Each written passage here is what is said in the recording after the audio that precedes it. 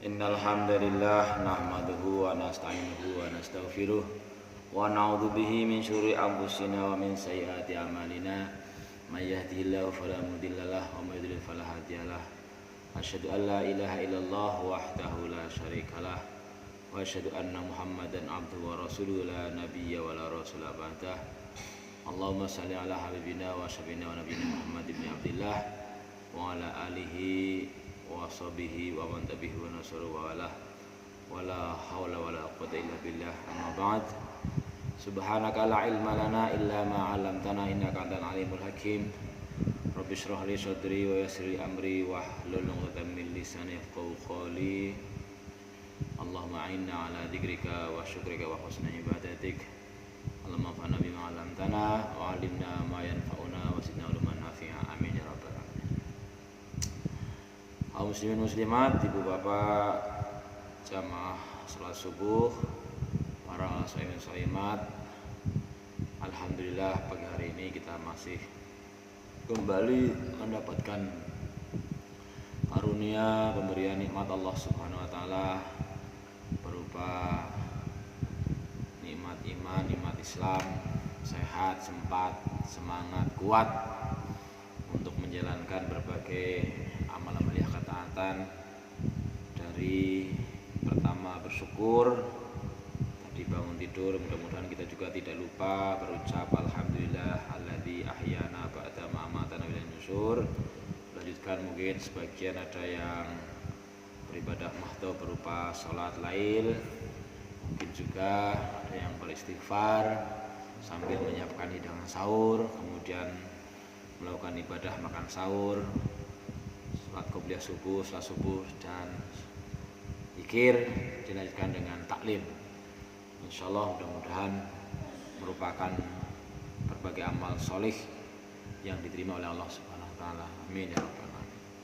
Selawat serta salam tidak lupa kita sanjungkan, kita mohonkan untuk dilimpah curahkan kepada baginda junjungan Nabi Agung Muhammad sallallahu alaihi wasallam, yang semoga dengan berselawat dan bersalam kepada beliau kita di dunia mendapatkan kesempatan untuk mengikuti sunnah-sunnah beliau, jejak hidup beliau, bisa berziarah ke tempat kelahirannya serta mengunjungi makamnya di Madinah Al-Munawwarah. Amin ya rabbal alamin.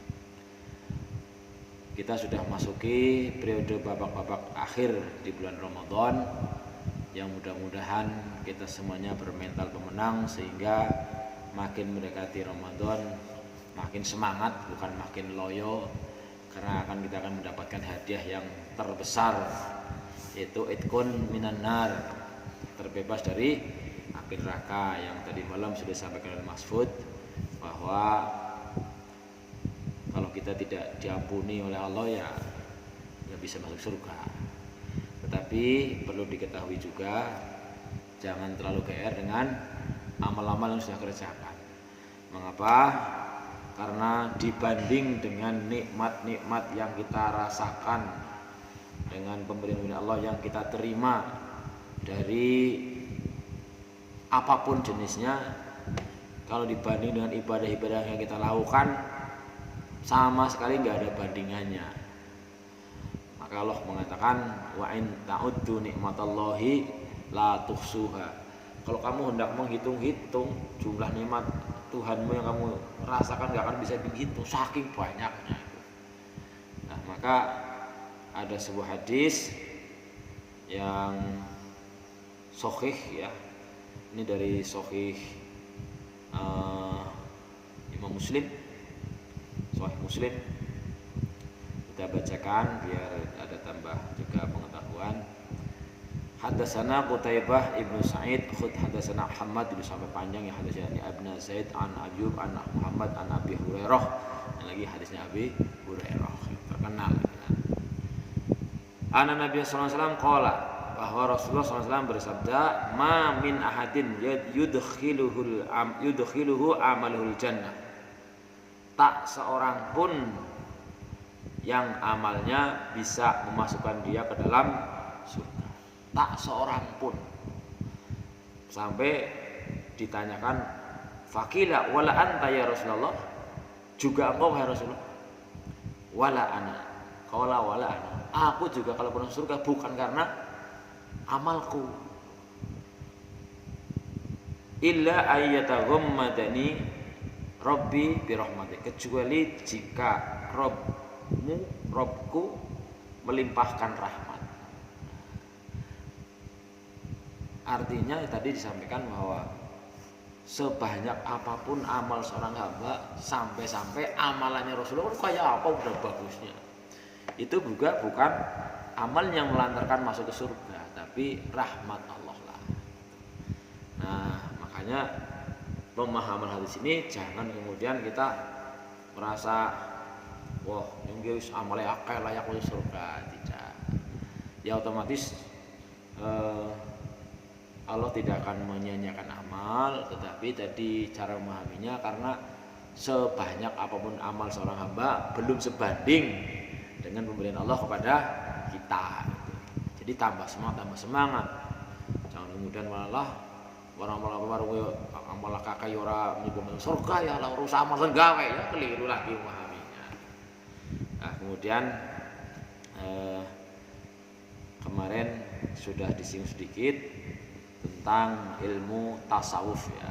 Jadi kalau digampangkan pemahamannya memang sudah saya kirim di YouTube, antara ilmu fikih sama ilmu tasawuf penting mana? Itu nanti pertanyaannya ya seperti antara jasad dan ruh, dua-duanya penting.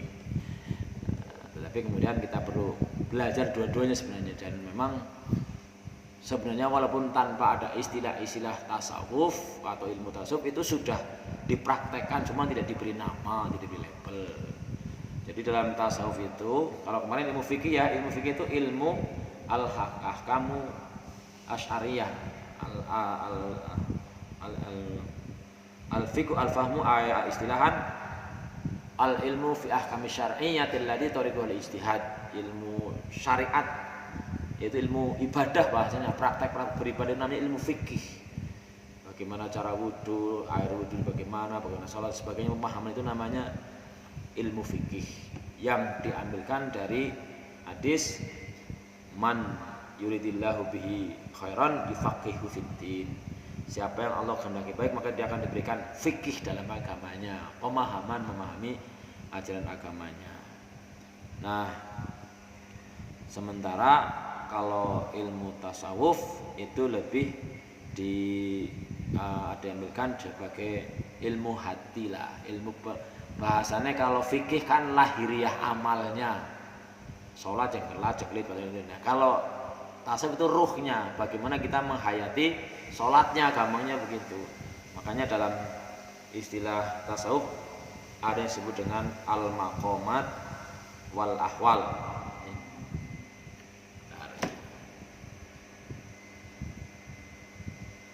Al-maqamat itu dan al-maqamat dan al-ahwal adalah dua konsep dalam tasawuf yang menggambarkan tahapan dan kondisi spiritual.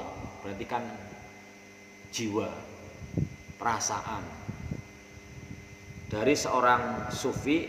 Sufi diterjemahkan sebagai orang yang menempuh perjalanan kepada Allah itu,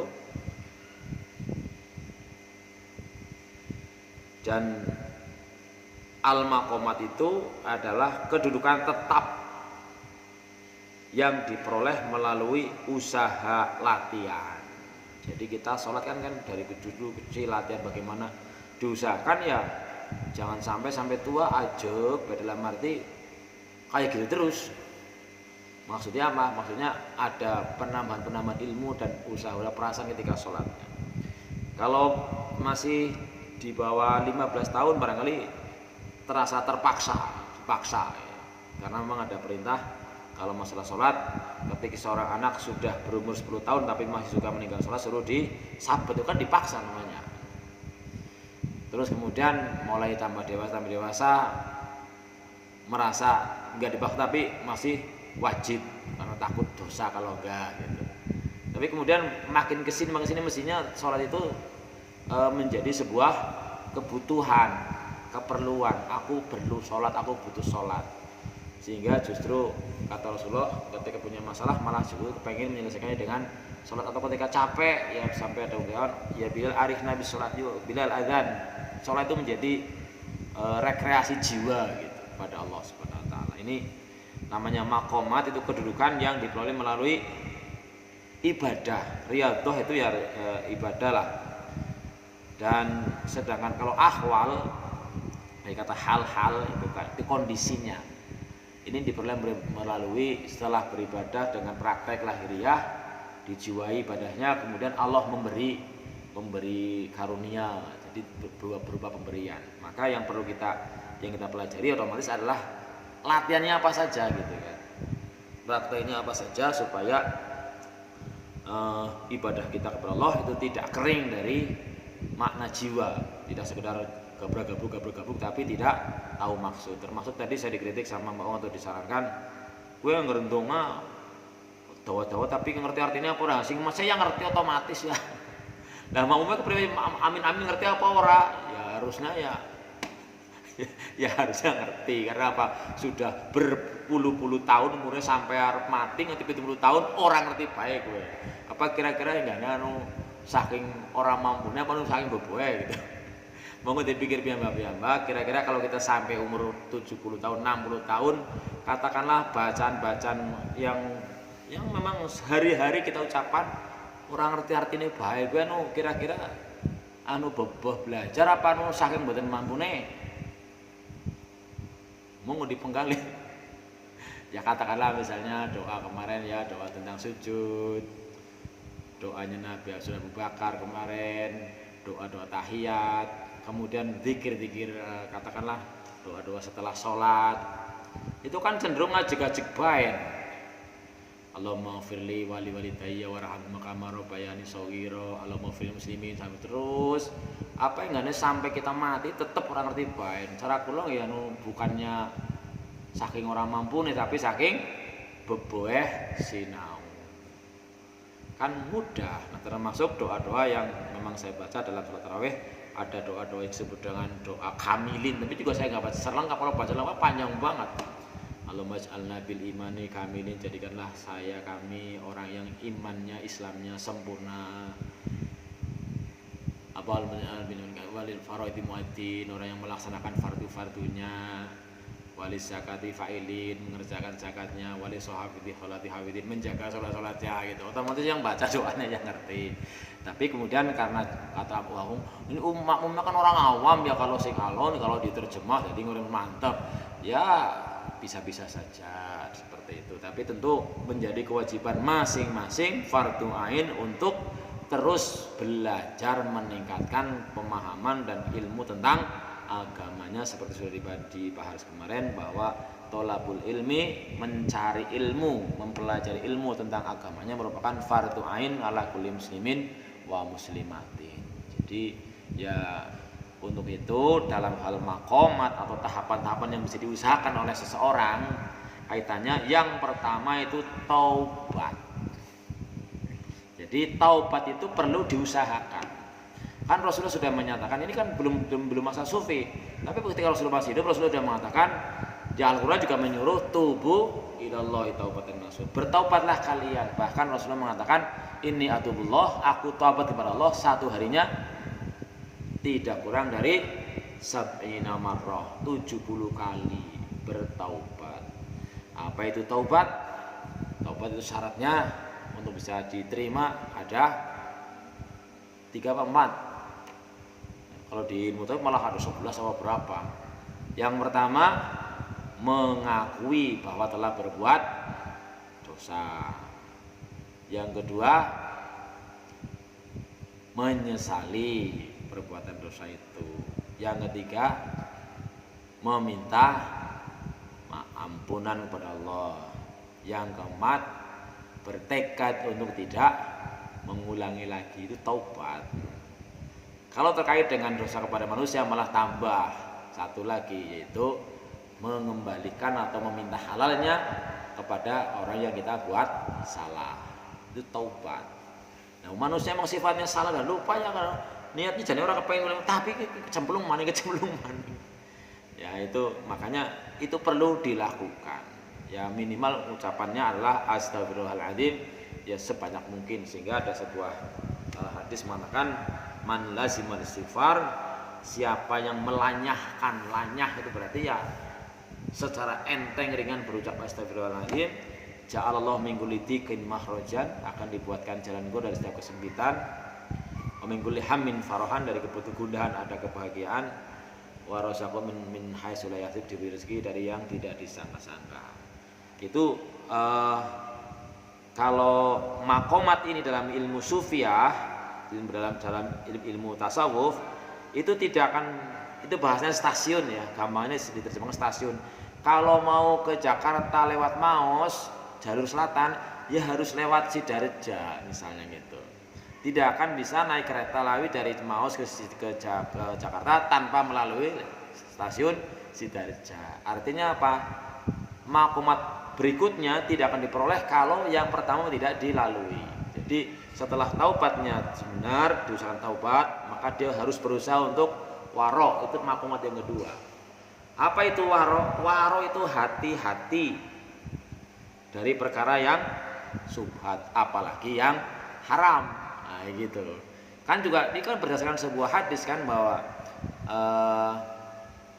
hadisnya itu innal halala bayyinun wal harama bayyinun. Yang halal dan haram itu sudah jelas. Namun wa bainahuma umurun mustabihatun.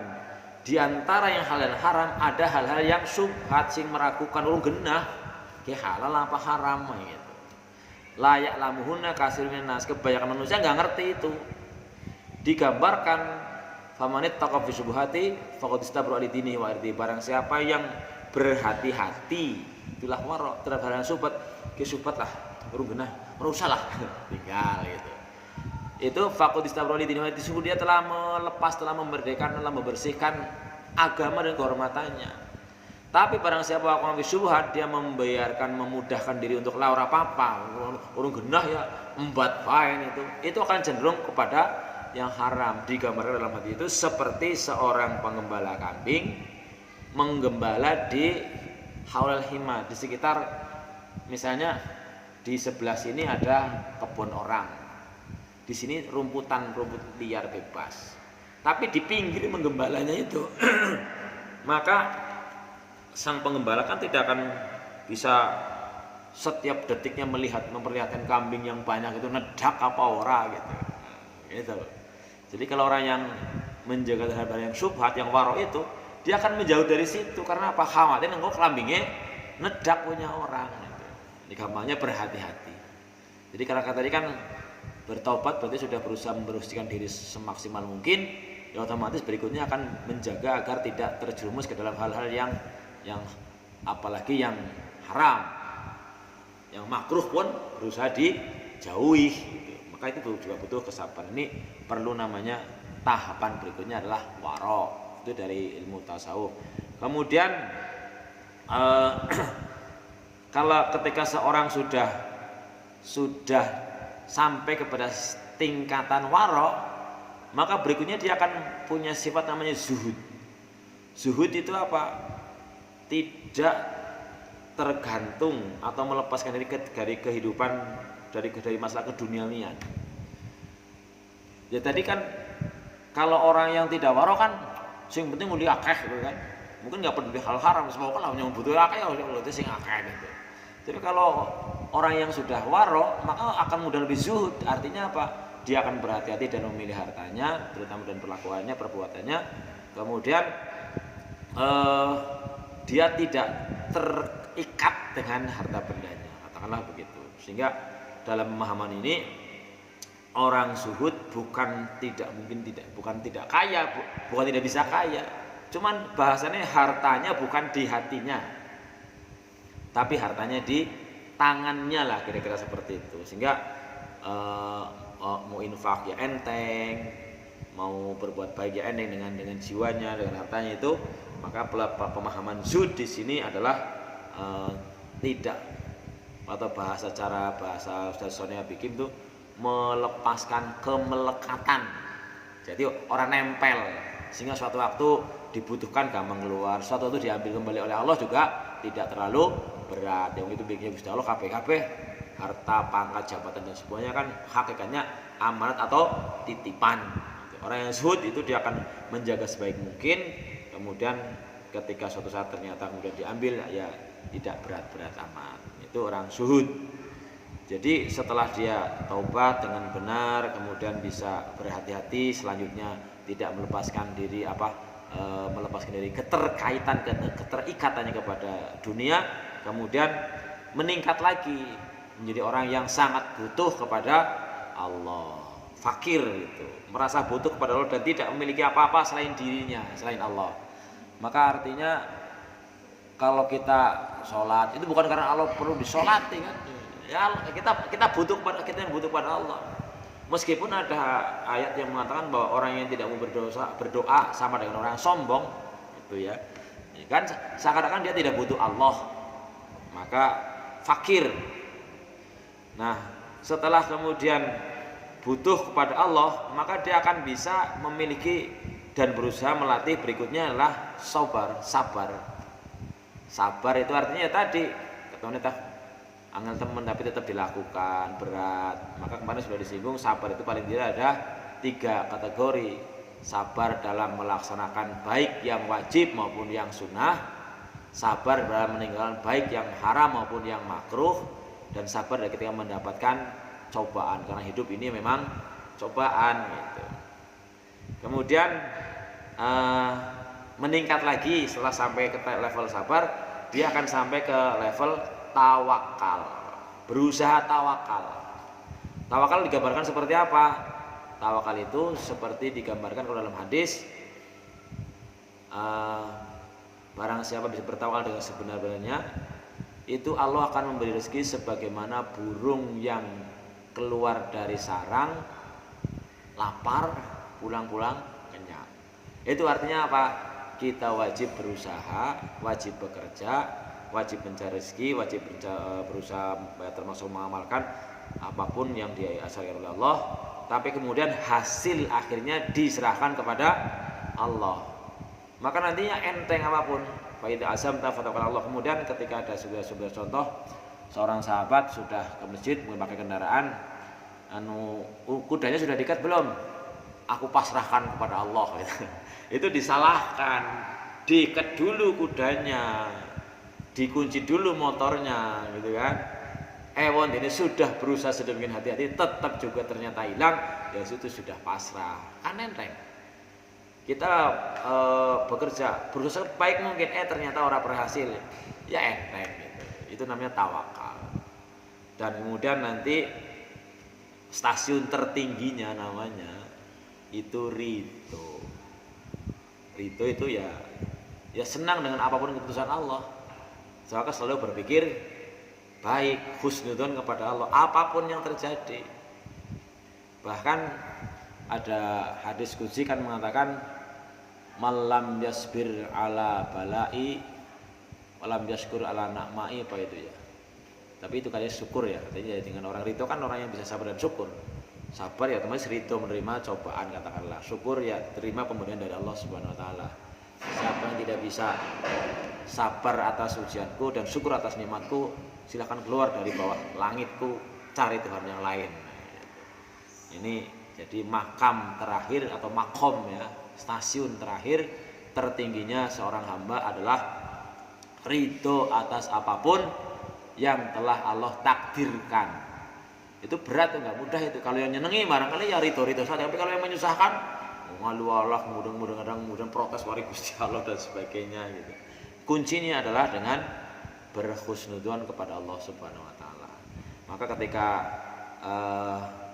stasiun atau makomat ini dilalui dengan mujahadah diusahakan sungguh-sungguh, kemudian Allah akan memberikan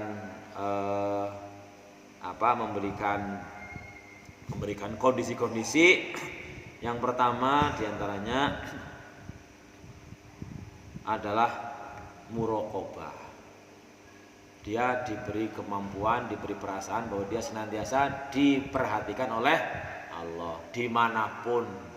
Jadi walaupun nggak ada atasan, dia tetap disiplin dalam bekerja. Walaupun nggak ada mandor, tetap dilakukan yang terbaik. Itu muraqabah bahasanya. Selanjutnya adalah perasaan qurb dekat dengan Allah. Ya, karena dia merasa dekat, kemudian merasa diawasi, itu otomatis dia akan berusaha sebaik mungkin. Selanjutnya akan dikaruniai lagi rasa cinta yang mendalam kepada Allah.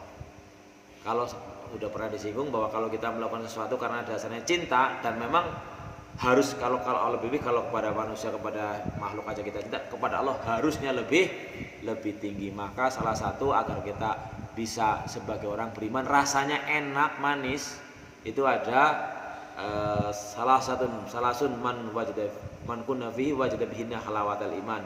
Ada 3 hal bagaimana bisa merasakan beriman itu kepenak manis.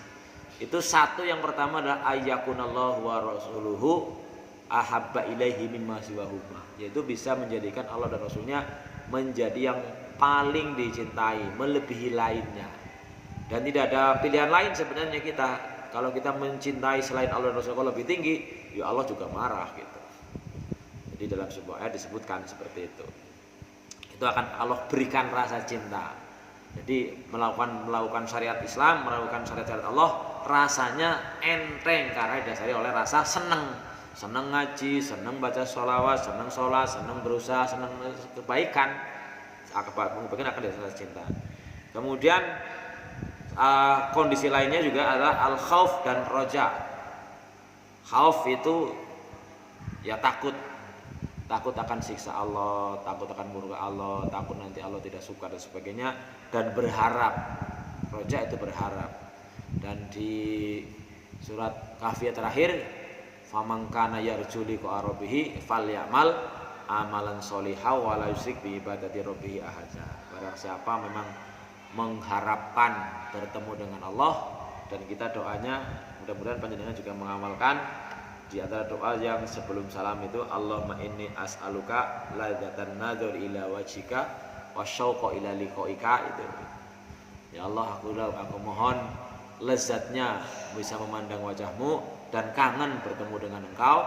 Nah, Allah menjawab dalam surat Al-Kahfi, barang siapa berharap liqa arabihi, bertemu dengan Tuhannya, falyamal amalan sholihan, maka beramallah dengan amal yang soleh, wala yusyrik bi ibadati rabbi ahada, dan jangan menyekutukan kepada Allah dengan musyrik, jangan berbuat syirik sedikit pun kepada siapapun gitu ya. Nah, kemudian yang akan Allah karuniakan lagi kepada hambanya yang bisa melakukan riyadhah atau usaha-usaha di atas adalah tadi syauk ya, rindu ketemu Allah, uns juga tenang ketika beribadah kepada Allah. Kemudian adalah tumak ninah, ketenangan hati. Jadi orang yang hatinya tenang ya enak aja gitu. Dan salah satunya juga sudah diberikan beberapa syariat dalam agama supaya bagaimana hati tenang. Satu, mengingat tentang kebaikan Allah. Kemudian juga bisa dengan kayak mengkaji ilmu, kan diberikan sakinah, berkeluarga dan sebagainya. Dan yang terakhir itu istilahnya adalah musyahadah dan yakin. Itu penyaksian batin dan keyakinan. Ini kalau yang istilah lain ketiga tindakan sufi itu, satu pertama adalah takholi. Takholi itu mengosongkan diri dari segala sesuatu yang bersifat tidak baik. Pokoknya yang subhat, yang haram, yang makruh dihindari, diusahakan dihindari semuanya. Kemudian tahalli itu mengisi dengan yang baik-baik. Kita tentu tadi antara yang halal dan haram itu sudah jelas, antara yang baik dan buruk juga kita sudah diberitahu banyak lah gitu. Baru kemudian ketika sudah bisa tahalli, mengisi dengan baik-baik, maka akan muncullah tajalli tadi musyahadah. Tapi kalau pemahamannya keliru itu bisa berbahaya. Karena apa? Kemarin sudah disinggung, barang siapa yang diutamakan ilmu fikih tapi tidak dibarengi dengan tasawuf, maka dia menjadi orang yang fasik. Fasik itu ya cuek bae lah, salah ora apa kita tabrak kabeh gitu. Tapi sebaliknya, kalau orang mendahulukan tasawuf tapi tidak dibarengi dengan fikih, ya akhirnya menjadi orang yang kayak misalnya sudah tajalli, melihat bahwa saking menyaksikan ki Allah, kabeh-kabeh ki Allah kemudian Gusti Allah tok, sampai dirinya merasa ki Allah aku ki Allah, aku Allah gitu. Ada yang sebut dengan tajalli, itu Allah muncul di mana saja. Jadi sampai-sampai kadang melihat dirinya ya melihat Allah, melihat ini. Ya sebenarnya kan kalau dalam ayat dihidupkan wafi anfusikum wafil ayat wafil arti ayatul lil mukinin wafi anfusikum afala tubsirun. Di dalam wafil arti di dalam bumi ini terdapat tanda-tanda kebesaran Allah bagi orang-orang yang yakin. Kan semuanya tanda-tanda Allah. Bahkan wafi anfusikum pada dirimu juga, apakah orang deleng ya? Jadi kalau orang yang sufi dan coba tidak dibarengi dengan fikih, gampangannya fikih gue ya ibadah lakon ini. Sufi itu dengan hatinya. Lah kemudian merasa kayak tadi, dah kata Al-Qur'an kan kita juga suruh perhatikan bahwa itu ayat Allah. Ya aku juga Allah kene Allah gitu. Itu kan bahaya, kenapa? Seperti orang yang memahami ayat kemarin dicontohkan, aqimis sholata lidzikri, dirikanlah salat untuk mengingat aku, karena sudah mengingat Allah ora perlu sholat maning ya kacau gitu. Maka disepakati insyaallah oleh para ulama lebih penting ilmu fikih, tapi juga perlu belajar tasawuf agar tidak kering ibadahnya. Itu sehingga ada ungkapan waman tafaqquh walam yatasawwaf faqad tafasaq, waman tasawwaf walam yatafaqquh faqad tasaddaq. Jadi tidak boleh satu-satunya, dua-duanya. Hanya saja memang ilmu ini berkembang, dibuat istilah-istilah itu jadi diambilkan dari perilaku Rasulullah, dari hadis dan sebagainya, kemudian orang menyimpulkan lah, oh berarti ya karena ada inna lillahi wa inna ilaihi rajiun, kemudian jadi ya kemudian pasrah, tawakal kepada Allah dan sebagainya, merasa tidak memiliki, ini miliknya Allah, kira-kira seperti itulah.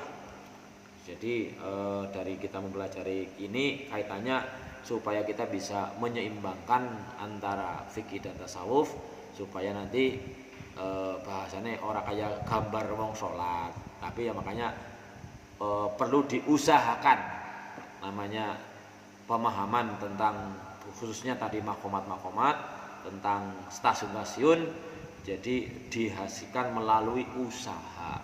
Sabar ya perlu diusahakan gitu. Kemudian merasa butuh pada Allah ya perlu latihan, disebut dengan riyadhah, itu latihan dalam arti kita bahkan disebut puasa pun disebutkan dengan latihan. Diharapkan dengan puasa Ramadan 1 bulan itu bisa berfungsi efeknya sampai 1 tahun ke depan atau 11 bulan ke depan sampai ketemu Ramadan lagi.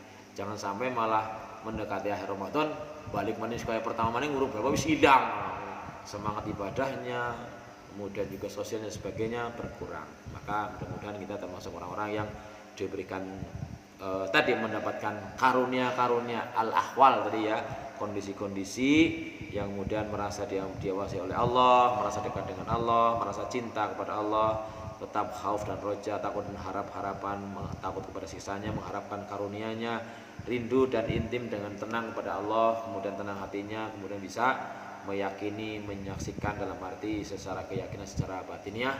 Karena kalaupun ada ayat yang kalau dilihat terjemahnya kan ada ayat mengatakan wa'bud rabbaka hatta ya'tiyakal yakin.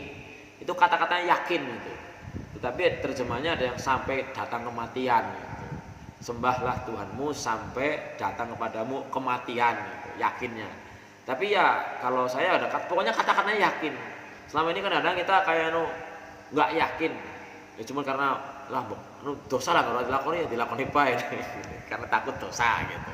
Ya nggak salah sih, nggak salah, tetapi kita kan diupayakan karena juga ada yang mengatakan Anda adalah apa yang Anda pikirkan.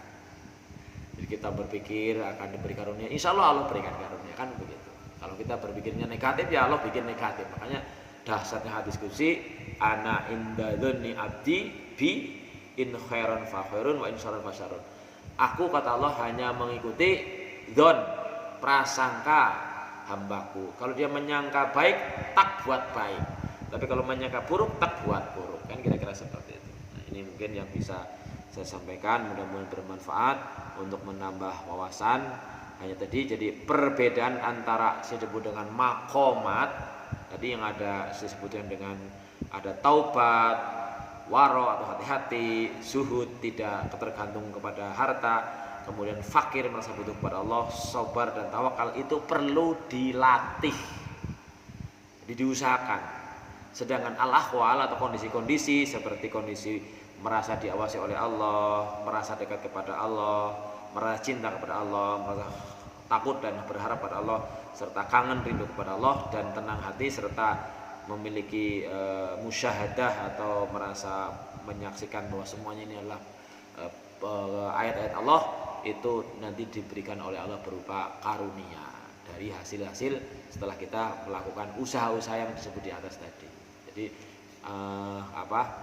misalnya contohnya tawakal itu betul-betul perlu latihan. Latihannya apa? Misalnya untuk kaitannya dengan tawakal, kita disuruh berusaha secara maksimal, tetapi hasilnya itu diserahkan kepada Allah, karena dalam surat Al-Baqarah disebut boleh jadi kamu mencintai sesuatu, kepenginnya kayak apa kan, berusaha untuk meraihnya gitu, ternyata padahal mungkin nggak baik gitu loh. Sementara itu kata kita mungkin sengit banget sih ini, sengit gagal, benci di Indonesia, kalau hasil orangnya nanti kita sengit banget, tapi mungkin itu yang terbaik. Nah, misalnya gampangannya lawong nandur kayak apa sih sengitnya, ngerti karena hamane banyak hama kok sengit lah. Ada wong dagang rugi kok orang seneng, ada lomba kalah kok orang seneng. Tapi dibalik itu Allah mengatakan mungkin itu yang baik buat kamu, karena misalnya lah gampangnya wong nandur kemudian panennya orang tahu dikira hama bubar blas main terus gitu, kemudian dia merasa bahwa oh genyong karena selawingi nganggo pupuk nganggo pupuk, jadi sing marah kena main tandure gue pupuk kayak itu Gusti Allah begitu loh, ya kan? Bisa begitu enggak?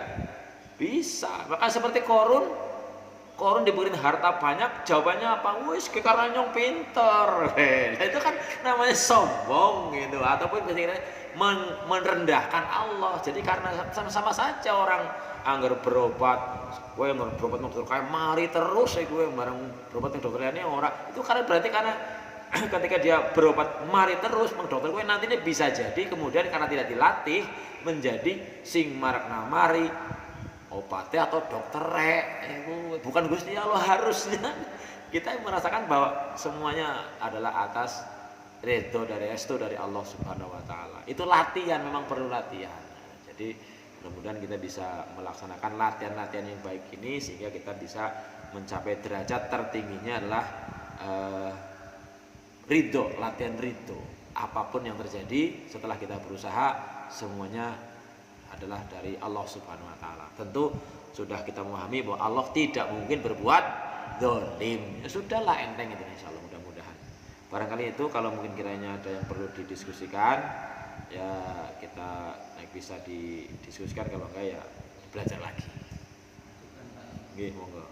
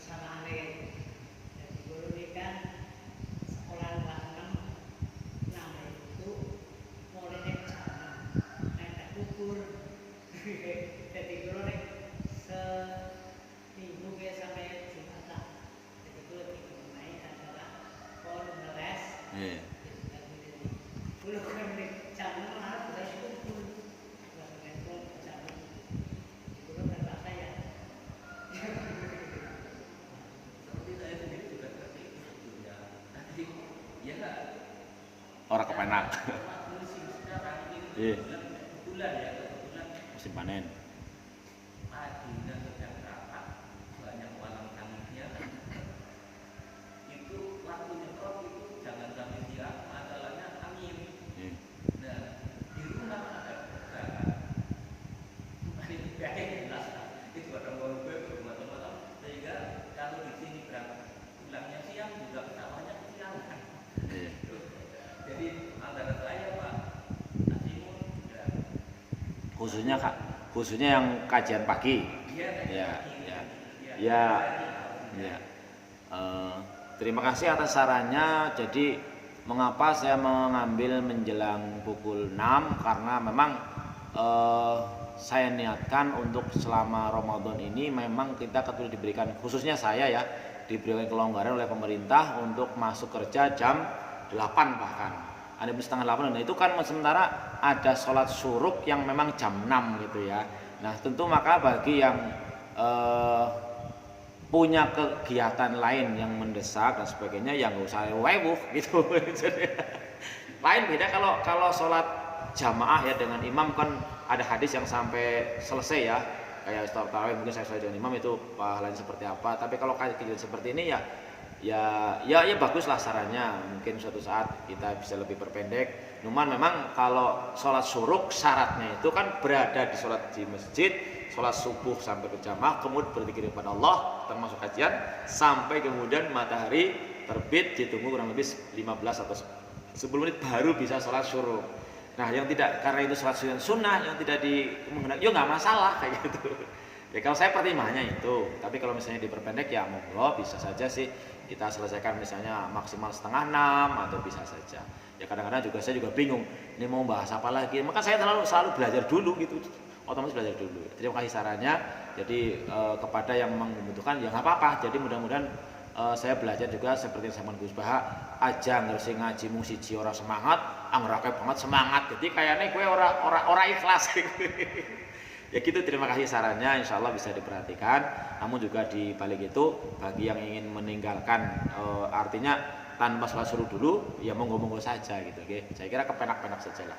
Barangkali itu mudah-mudahan ada manfaatnya yang kita bahas. Hadanallahu wa iyyakum. Kita tutup dengan doa al majlis. Subhanakallahumma bihamdika asyhadu an la ilaha illa anta astaghfiruka wa atubu ilaik. Assalamualaikum warahmatullahi wabarakatuh.